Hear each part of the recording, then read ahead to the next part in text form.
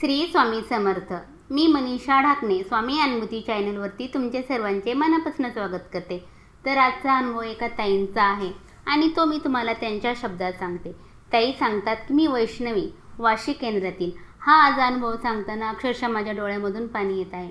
तर माझा अनुभव आहे, काही दिवसापूर्वी माझ्या सासूबाईंचं छातीचं ऑपरेशन झालं होतं आणि छातीचं ऑपरेशन झाल्याच्या नंतर त्यांचा एक साईडचा पूर्ण भाग काढून टाकला होता आणि डॉक्टरांनी सांगितलं होतं की आता आपल्याला यांना कॅमो द्यावं लागतील आणि त्याच्याशिवाय यांचं ऑपरेशन सक्सेस होणार नाही।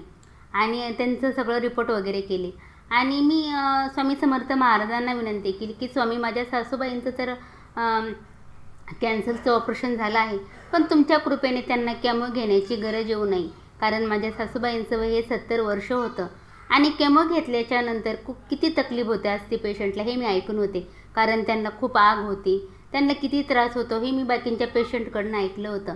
आणि मी स्वामी समर्थ महाराजांना एकच विनंती केली होती की माझ्या सासूबाईला केमो घेण्याची वेळ येऊ नये।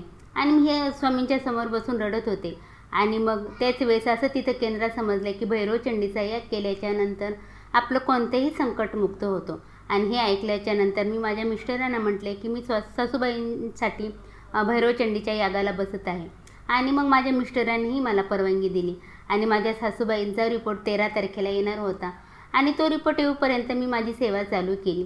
मी ज्यावेळेस सेवेला बसले त्या दिवशी माझ्या सासूबाईंचा रिपोर्ट आला आणि माझ्या मिस्टरांनी सांगितले की डॉक्टरांनी सांगितलं आहे आपल्याला की ऑपरेशन हे सक्सेसफुल झालं आहे आणि आपल्याला केमो घ्यायची वेळ येणार नाही। हे ऐकल्याच्या नंतर मला खूप बरं वाटलं।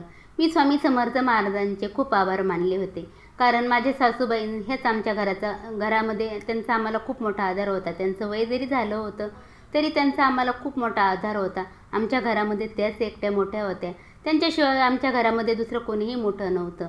आणि त्याच्यामुळे मी स्वामी समर्थ महाराजांना विनंती केली होती की स्वामी, माझ्या सासूबाईंना काहीही होऊन देऊ नका। स्वामींनी माझी प्रार्थना ऐकली। हे केवळ आणि केवळ स्वामी समर्थ महाराजच करू शकतात। अशक्य ही शक्य करतात स्वामी, भक्तांच्या पाठीमागे उभे राहतात ते स्वामी। श्री स्वामी समर्थ।